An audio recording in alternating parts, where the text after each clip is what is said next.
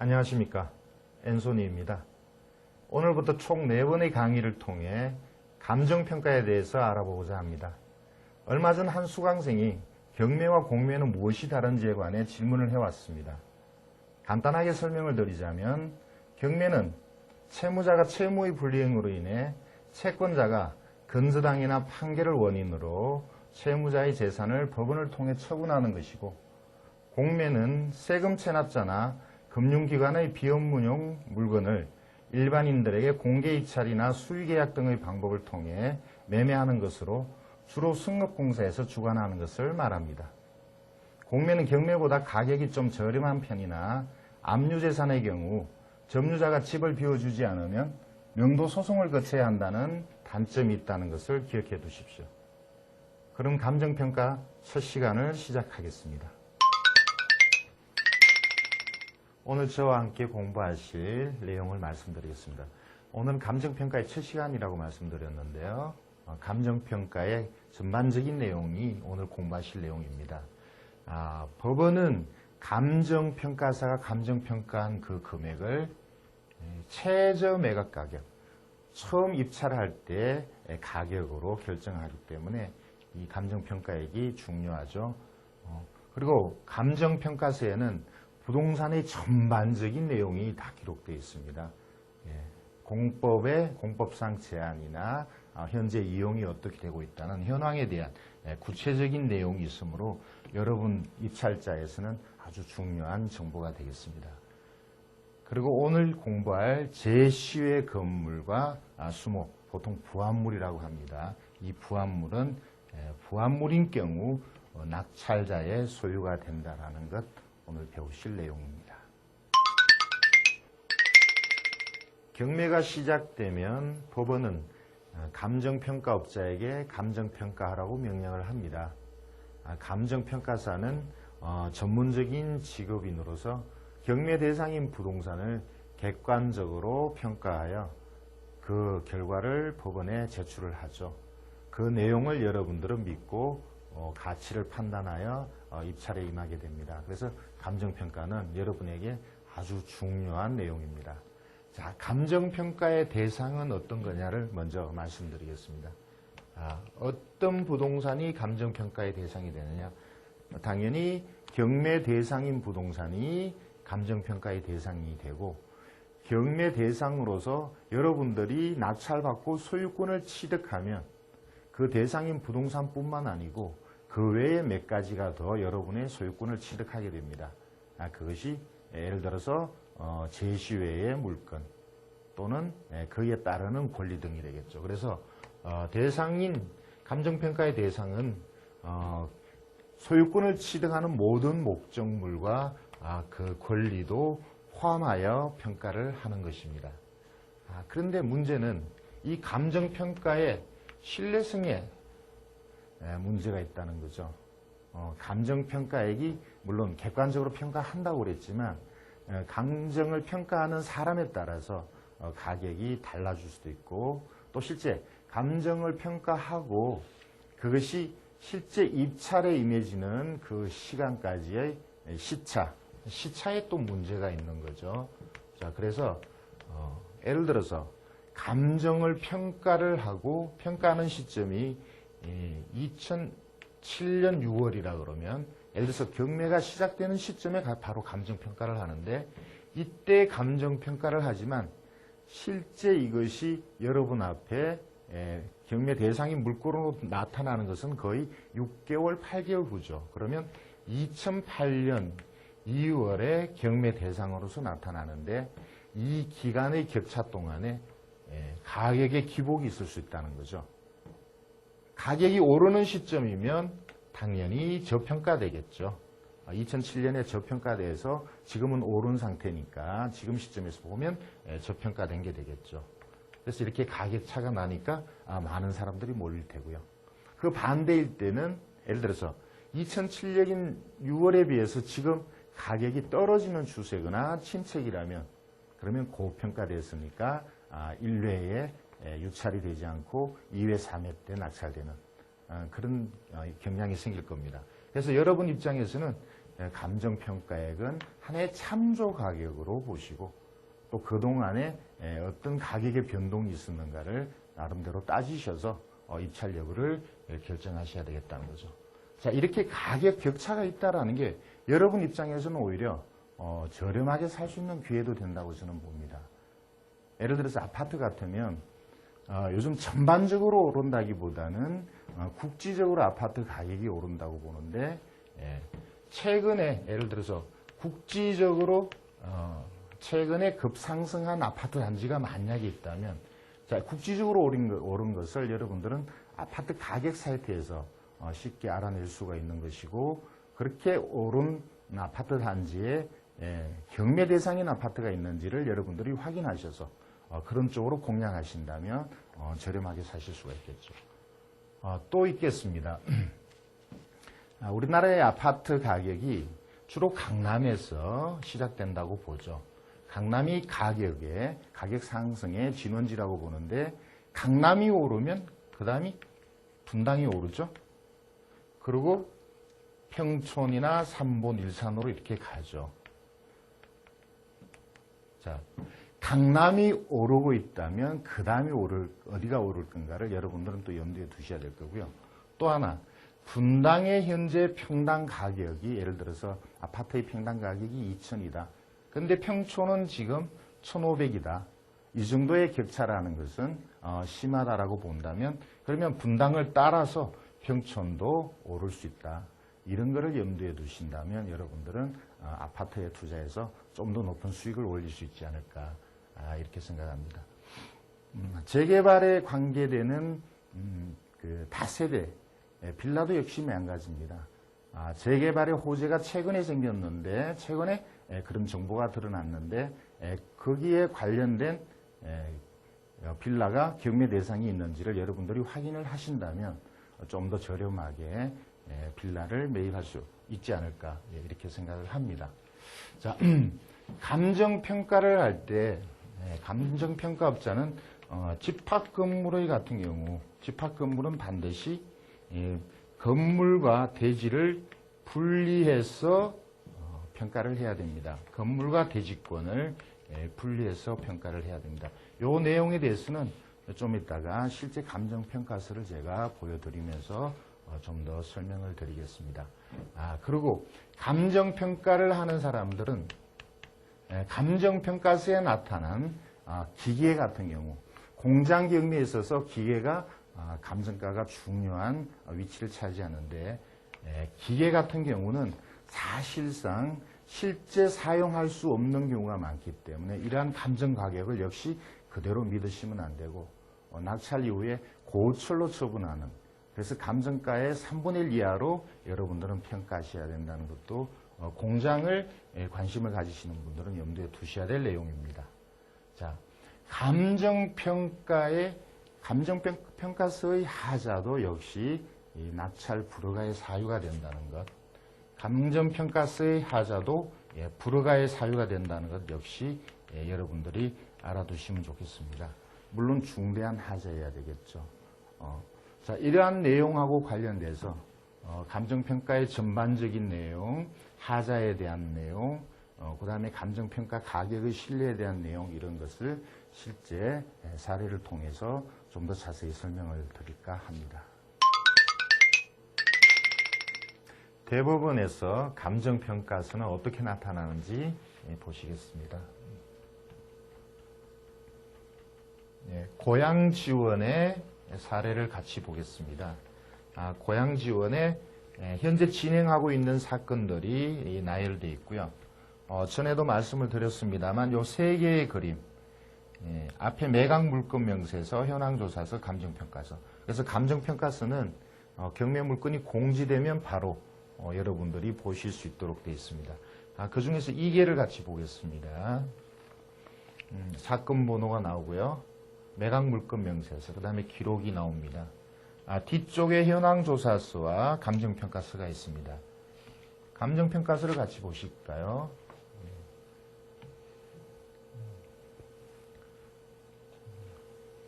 앞쪽부터 보겠습니다. 감정평가서 표지가 있고요. 자, 여기 보시면 현재 그 경매 대상인 대지의 면적, 그리고 전체 면적이 아니고 경매 대상은 그 중에 5분의 1 지분 경매라는 표시가 나와 있습니다. 그래서 1162의 5분의 1, 232평방미터가 경매 대상이다. 그리고 그 단가를 평방미터당 16만 8천 원. 그래서 총 43,000원이 감정평가액이고 이것이 최초 입찰가가 되는 거죠. 자, 이렇게 가격을 결정한 내용을 조금 더 구체적으로 이렇게 써 놓았습니다. 5분의 1 중 누가 채무자이고 그 지분이 어떻게 나타나 있는지 이렇게 보이고 있습니다. 자, 이 감정평가액을 산출한 근거를 감정평가사가 전문적인 그 의견을 이렇게 내놨죠. 가격을 그렇게 매긴 이유를 구체적으로 적시를 해놨습니다. 여러분들이 이 물건에 관심을 가지신다면 꼼꼼히 하나하나 다 보셔야 될 내용이 되겠습니다. 그리고 감정평가액을 산출한 근거와 이 부동산의 주변 상황, 정보에 대한 내용들이 자세히 나와 있습니다. 이 부동산의 용도지역이 뭐며 가로조건, 그러니까 도로와 어떻게 접하느냐, 그 다음에 큰 도로에서 접근하는 조건, 주변 환경, 획지 이런 것들에 대한 기록들이 나와 있습니다. 역시 주변 환경이나 이런 것들에 대한 기록들이 자세히 나와 있죠. 차량 출입에 대한 내용, 토지는 도로하고의 접근성이나 차량 출입이 중요하니까 그런 데 대한 기록들이 나와 있고요. 경사도나 이런 것들, 군사시설 보호구역, 이거는 건축에 대한 일종의 제한이 되겠죠. 공법상 부담이 될 텐데 이런 내용도 기록이 되어 있습니다. 이런 모든 것들이 가격의 결정을 주는 요인이 되겠죠. 역시 그런 내용들이 다 나와 있습니다.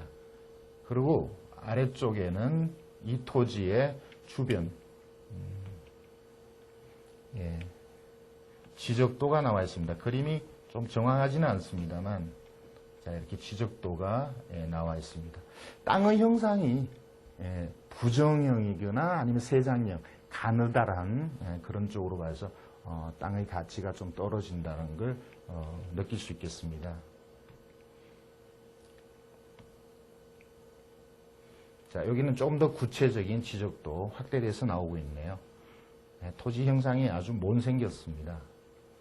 자, 그리고 그 주변에 상황들이 나와 있습니다. 이것이 실제는 대지로 되어 있지만 일부는 도로로 사용되고 있는 그런 토지로 보이고 있습니다. 자, 그러면 다른 사례를 볼까요? 그 아래쪽에 또 사례가 있습니다만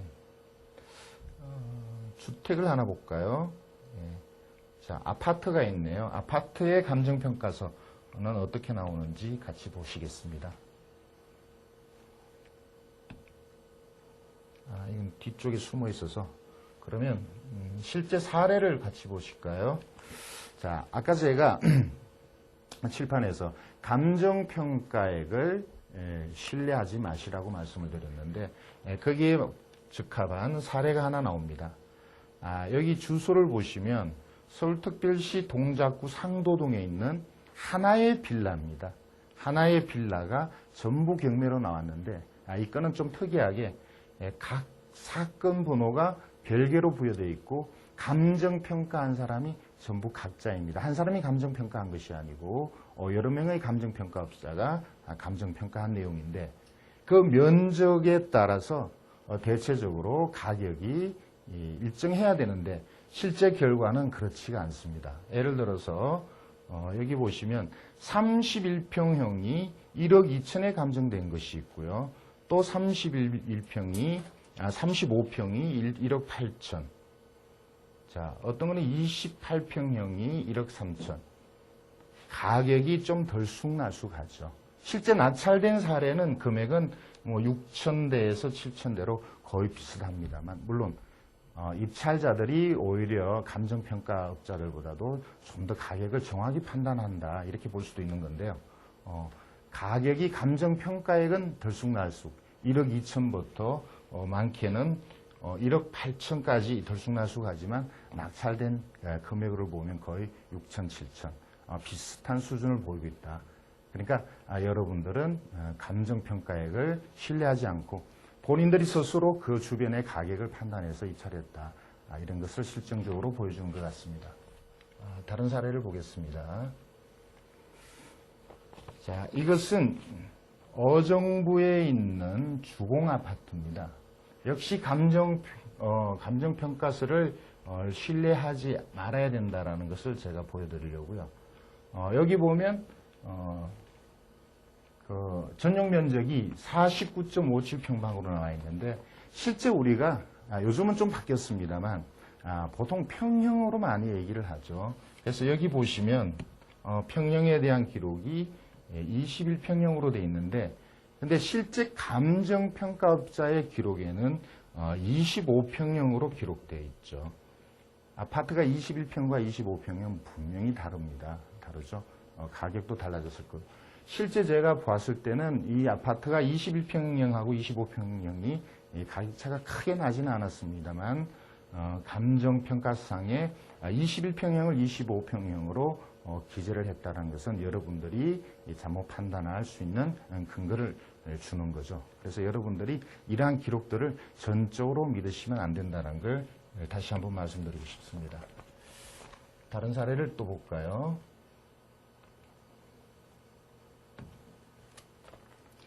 자, 이것은 용인에 있는 아파트입니다. 자, 이게 사건 번호를 보시면 2006년 사건 번호로 나왔죠. 자, 이것이 작년 2007년 12월 말에 경매를 했습니다. 2006년에 감정하고 2007년에 경매를 했으니까 이제 저평가됐다라고 볼 수 있는데 실제는 그 이상으로 저평가됐습니다. 왜냐하면 이쪽에 보시면 이 사건은 원래 중복 사건이었습니다. 기록이 여기 있네요. 자, 이것이 2005년 사건이었었어요, 원래는. 그래서 이것이 감정이 2005년에 됐다는 거죠. 지금 이게 사건 번호가 2006년 사건으로 나타나 있지만 그 이전의 중복 사건으로 2005년 사건이었고 실제 감정평가서가 2005년에 조사한 내용으로 되어 있다는 거죠. 그래서 여기 감정가가 1억 1천으로 되어 있습니다만 이것을 경매하는 시점에서는 1억 6천 정도 가격이 많이 올랐었습니다. 자, 그러니까 이런 것들 언제 감정했느냐 이런 것조차 여러분들은 조심스럽게 여러분들은 살펴보실 내용이죠. 자, 그러면 하나만 더 말씀을 드리겠습니다.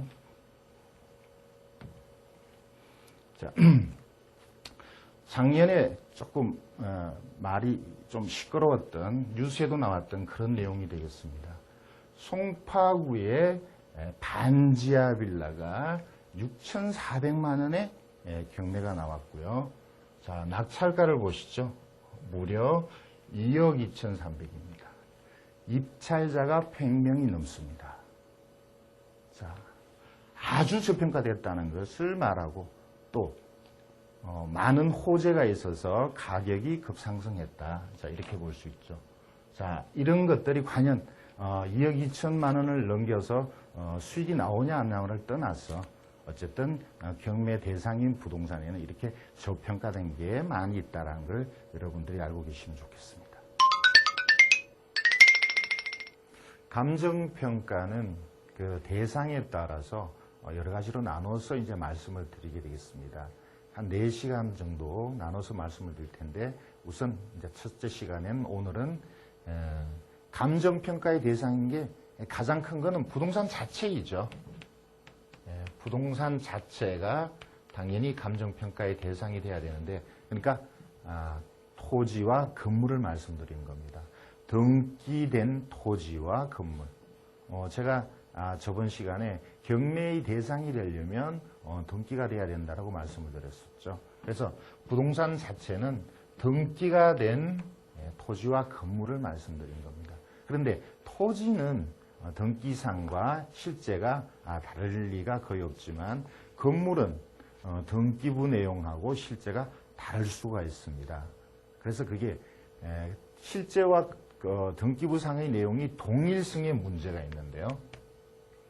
예를 들어서 건물이 등기부상에는 건물이 단층으로 되어 있는데 사실상 현장을 가보니까 단층으로 되어 있던 건물을 멸실시키고 현재 2층의 건물이 들어와 있다거나 또는 원래 단층이었던 것을 2층으로 증축을 했다거나 그래서 그 형상이 동일성이 의심될 정도의 내용이라면 이 동일성이 부인될 정도라면 이 부동산 자체인 건물이 경매 대상에서 제외된다는 거죠.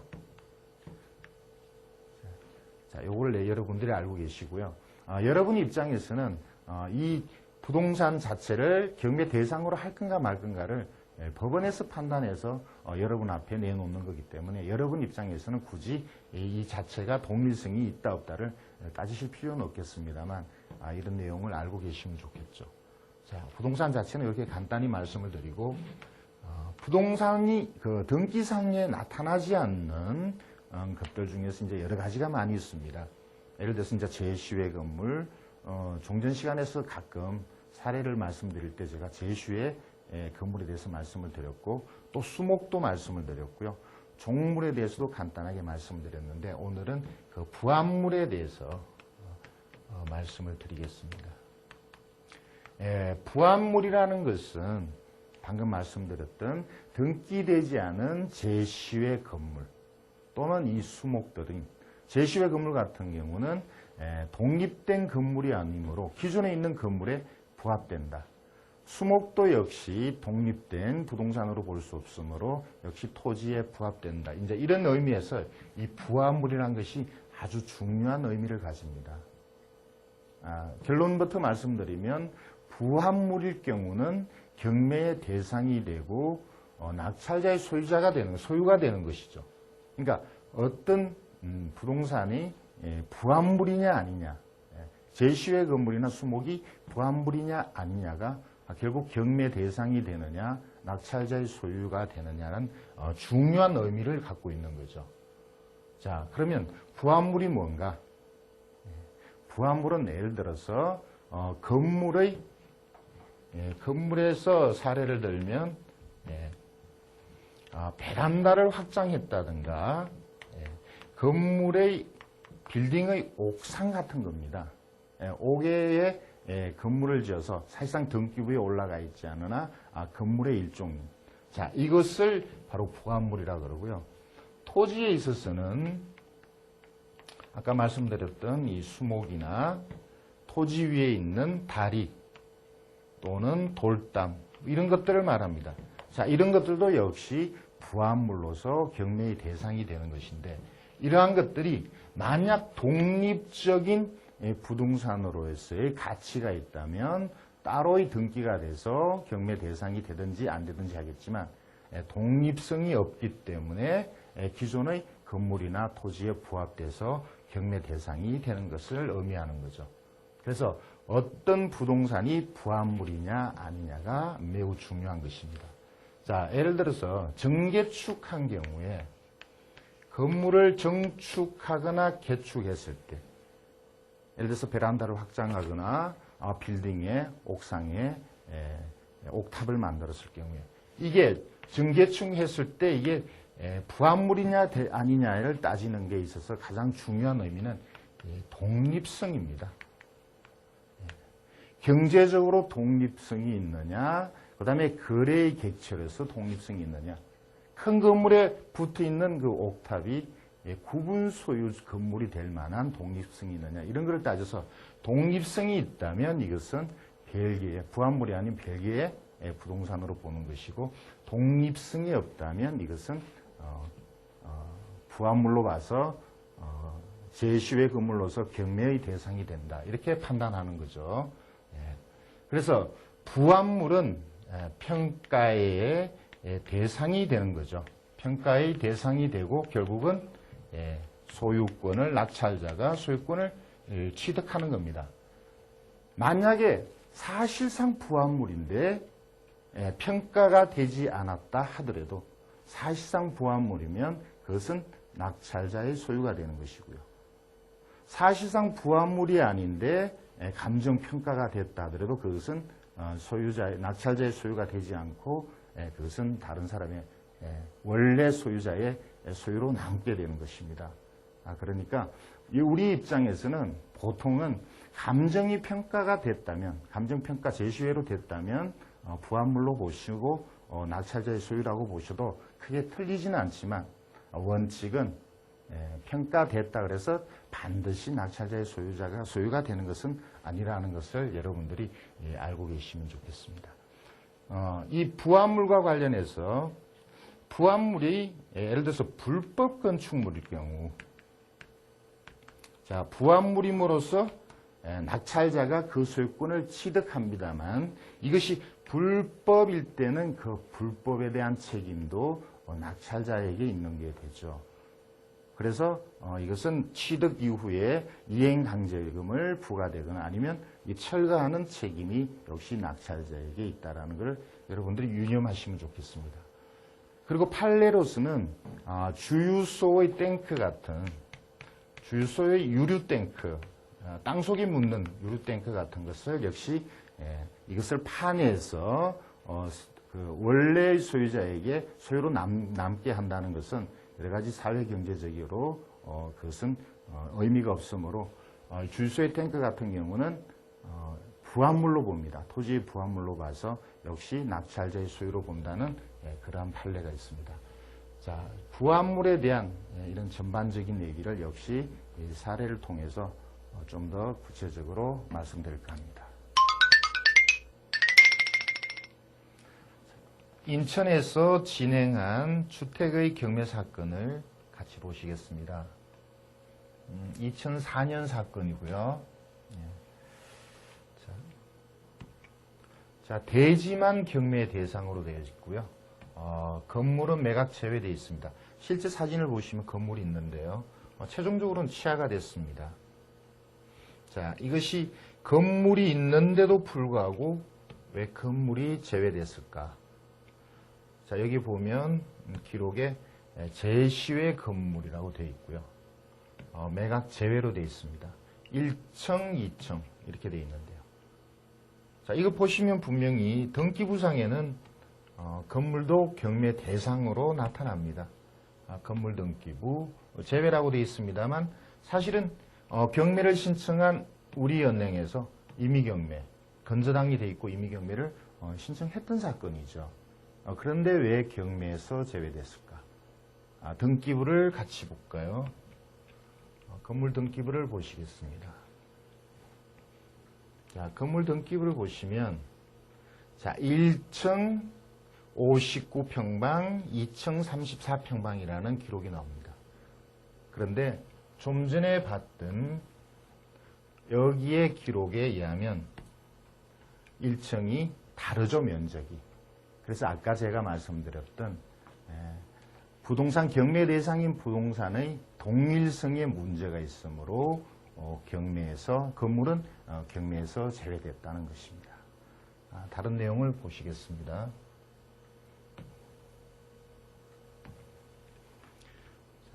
제주도에 주택이 경매로 나왔습니다. 자, 주택의 토지와 건물이 일괄 경매로 되어 있죠. 낙찰이 됐네요. 자, 밑에 내용을 보시면 토지와 건물인데 주택의 면적이 108로 되어 있습니다. 그리고 제시외 60도 매각 대상으로 들어가 있네요. 자, 이런 기록이 나옵니다. 이 건물은 원래 53평방이었으나 10여 년 전에 정축하여 현재와 같이 108이 되었다. 그래서 정축하여 정개축한 것을 부합물로 보고 제시외 건물로서 경매 대상에 포함시킨 거죠. 그래서 이것은 정축이 부합물로 되고 결국 경매 대상이 되어서 낙찰자 소유가 된다는 것을 말씀드리고 싶습니다. 다른 사건을 보겠습니다.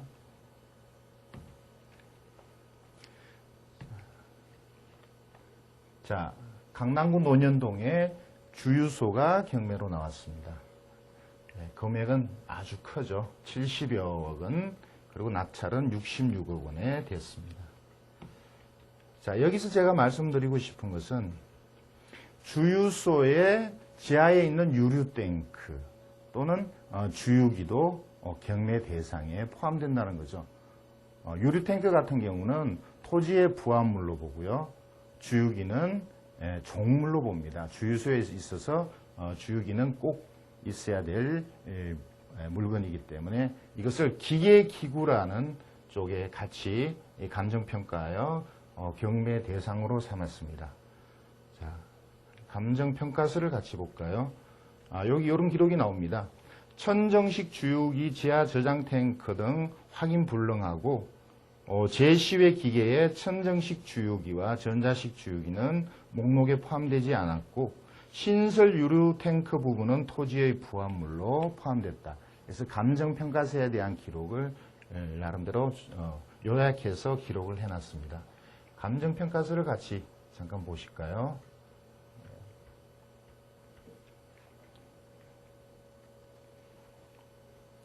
감정평가서를 보시면 기계기구 쪽만 제가 찾아서 보겠습니다. 제10회 기계기구 8천여만 원을 감정평가하였고요. 자, 이것들이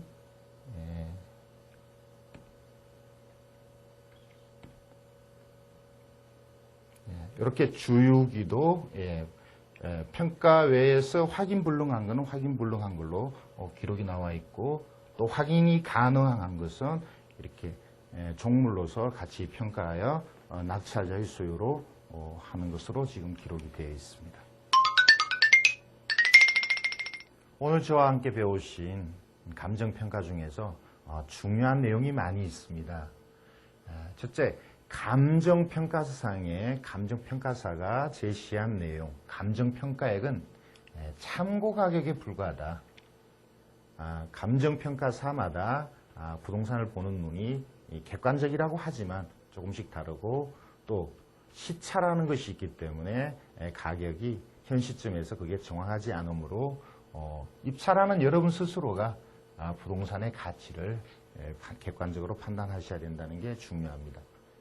그리고 감정평가의 내용이 많은 정보가 있다고 말씀드렸듯이 그 내용의 하자는 낙찰 불허가의 사유가 된다는 것도 알고 계셔야 되겠죠.